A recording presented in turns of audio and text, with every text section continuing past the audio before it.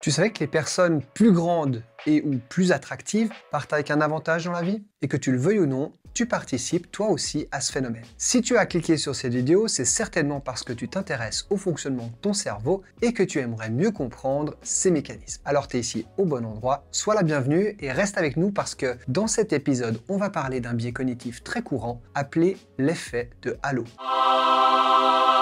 Pour rappel, un biais cognitif, c'est un mécanisme de notre cerveau, une illusion de la pensée qui nous pousse à commettre des erreurs sans que l'on en ait vraiment conscience. Alors, c'est quoi cet effet d'halo? C'est un biais cognitif qui te pousse à faire des jugements globaux sur une personne ou une chose basés sur une seule caractéristique. En gros, si tu perçois quelque chose de positif ou impressionnant chez quelqu'un, tu auras tendance à penser que tout ce qu'il ou elle fait est super. Et vice-versa pour le négatif. L'effet de halo a des conséquences importantes, notamment dans le monde professionnel. Lors des entretiens d'embauche, par exemple, les recruteurs peuvent être influencés par l'apparence ou l'éloquence d'un candidat. C'est au point qu'ils vont surestimer ses compétences. Une étude de 1977 a montré que les enseignants jugés attractifs par leurs étudiants recevaient des évaluations plus favorables, même sur des traits comme leurs compétences ou leur pédagogie. Ce biais peut donc mener à des décisions d'embauche ou de promotion basées sur des critères subjectifs plutôt que sur les compétences réelles de la personne. Cet effet a même des impacts qui affectent la justice. En 1980, une autre étude a révélé que les accusés jugés plus attrayants sont non seulement moins facilement jugés comme coupables, mais encore qu'ils reçoivent des peines plus légères que les accusés perçus comme moins attirants. Tu vois bien que ce biais pose un sérieux problème d'équité dans le système judiciaire où en fait les décisions devraient être basées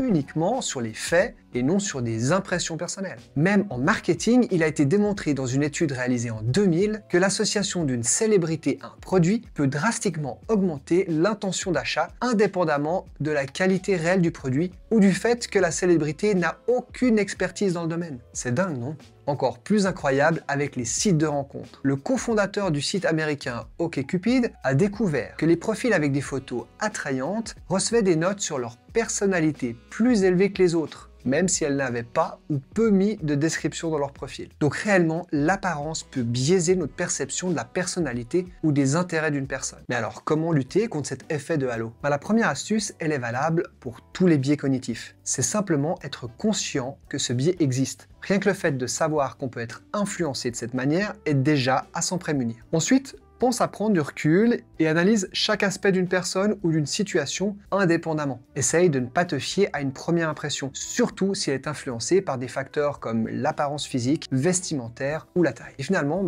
cherche des preuves concrètes avant de tirer des conclusions. Si quelqu'un te semble compétent, vérifie que son évaluation est basée sur de véritables réalisations ou compétences. Et voilà, c'était une petite plongée dans le monde des biais cognitifs avec l'effet de halo. À ce propos, dis-moi en commentaire si tu as déjà remarqué ce biais chez toi ou autour de toi. Partage-nous ton expérience, ça m'intéresse. J'espère que cette vidéo t'a plu et surtout qu'elle t'a été utile. Pense à la liker si tu as aimé et à la partager pour faire connaître la chaîne. La meilleure manière de soutenir et continuer à suivre mon travail, c'est de t'abonner. Merci d'avance. Et n'oublie pas, ce n'est pas ce qui t'arrive qui compte, mais ce que tu en fais. D'ici la prochaine vidéo, prends soin de toi.